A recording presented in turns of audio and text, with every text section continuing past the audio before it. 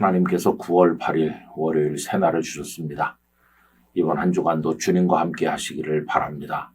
오늘 우리들의 말씀 산책은 사무엘하 3장 39절 말씀입니다.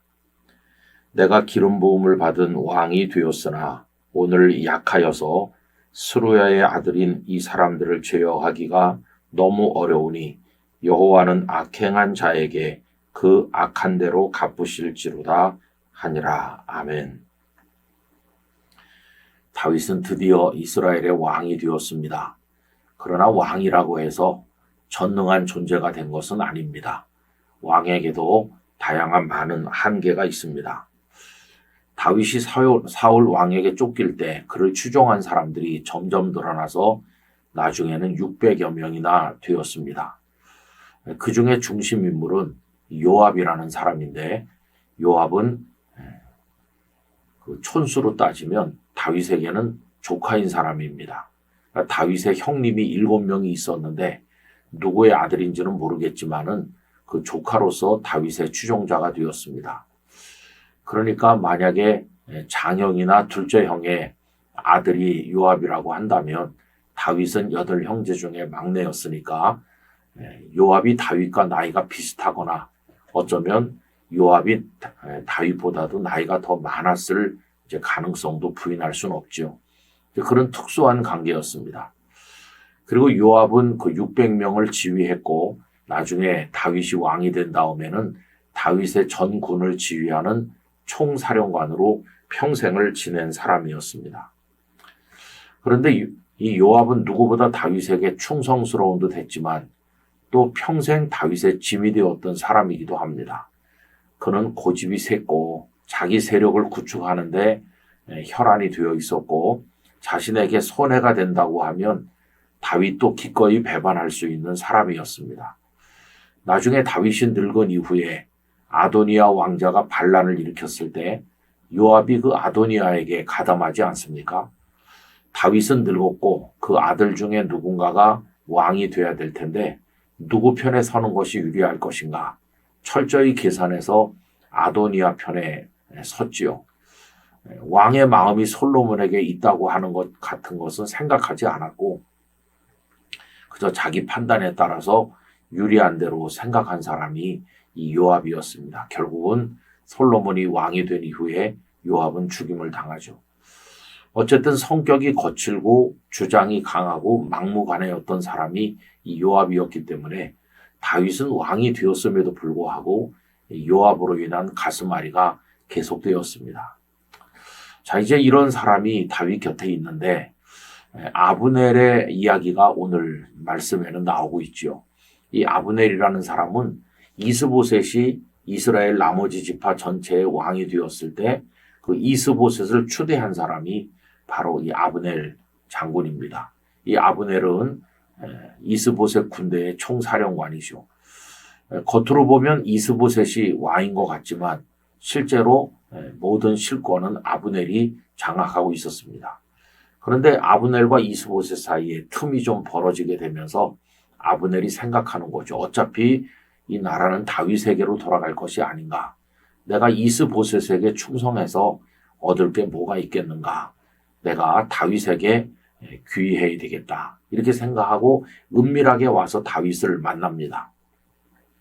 다윗은 아브넬이 찾아온 것을 무척 반가워했습니다. 왜 그러냐 하면 이스보셋 사울의 아들 그 세력과 오랫동안 전쟁을 하지 않고 아브넬이 다윗에게로 오면 이스보셋은 금방 무너질 거 아닙니까? 그러면 지리한 전쟁을 오래 하지 않고도 이스라엘 12지파를 통합하는 시간이 앞당겨질 수 있겠다. 이렇게 생각을 해서 아브넬을 반기게 된 것이었습니다. 자, 그런데 요압은 아브넬이 은밀하게 와서 다윗을 만난 걸 나중에 알게 되죠. 그리고는 다윗에게 알리지도 않은 채로 아브넬을 암살합니다. 여러분, 요압은 그런 사람이었습니다. 요압이 아브넬을 죽인 이유는 2가지가 있다고 할 수 있어요. 하나는 그 전에 전쟁 중에 아브넬이 요압의 동생인 아사헬을 죽인 일이 있어서 개인적인 원한 관계가 있었습니다. 그런데 더 큰 문제는 다윗이 아브넬을 환영해서 맞이해주면 총사령관의 자리를 아브넬에게 넘겨줘야 될지도 모른다 하는 생각을 한 것이죠. 현재는 요압이 총사령관인데 아브넬이 귀환해서 오면 아브넬에게 자리를 줘야 될지도 모르니까 아브넬을 제거하게 된 것입니다.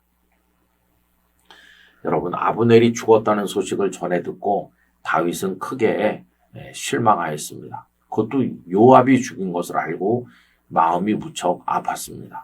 그리고 나서 하는 이야기가 앞에서 읽은 이야기입니다. 내가 왕이 되긴 했지만은 너무나도 무기력하구나, 이런 탄식을 한 겁니다. 스루야의 아들 요압을 이길 힘이 없다고 탄식하는 것을 볼 수 있습니다. 여러분, 세상 일이 다 그렇습니다. 왕의 자리에 앉았다고 해서 모든 일을 자신의 뜻대로 할 수 있는 것은 아니죠. 가장 충성스러운 것 같으면서도 가장 제어하기 힘든 요압, 그를 어떻게 하지 못한 것이 다윗의 연약한 모습이었어요. 우리가 살면서 돈을 많이 버는 사람도 있고 높은 자리에 앉는 사람도 있고 어떤 영역에서 상당한 성공을 거두는 사람도 있어요. 그러나 어떤 부분에서 목적을 이루고 성공했다고 해서 인생의 나머지 부분까지 모두 다 뜻대로 되는 것은 절대로 아닙니다. 대단히 성공한 것 같은데 가정 안에는 남이 모르는 아픔이 있는 사람도 있고 또 여러 가지 면으로 명성을 누리고 있지만은 그러나 다른 부분은 또 아주 취약한 사람도 있고 그래요. 인생은 다 그런 겁니다.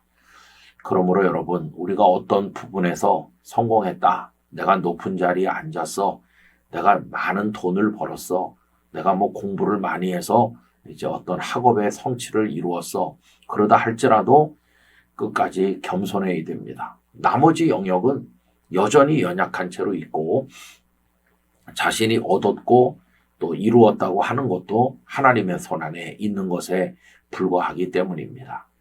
그러므로 그 사람이 원하는 만큼 되었든지 안 되었든지와 전혀 상관없이 우리들은 하나님 앞에 끝까지 겸손해야 될 사람이라는 것을 알게 됩니다.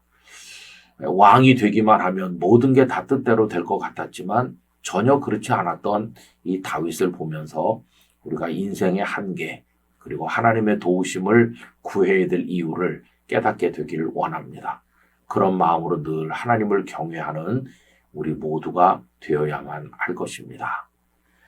전능하신 아버지 하나님, 새로운 한 주간을 은혜로 허락하신 하나님을 찬양합니다.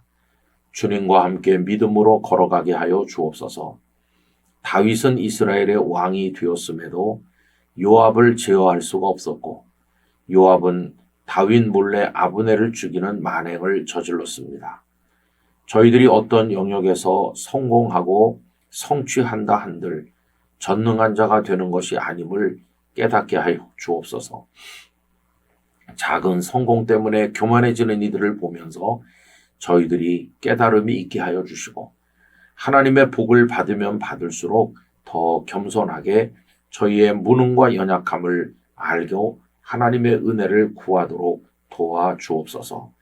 주께서 우리와 함께 하여 주심을 믿사옵고 예수님의 거룩하신 이름으로 기도드리옵나이다. 아멘.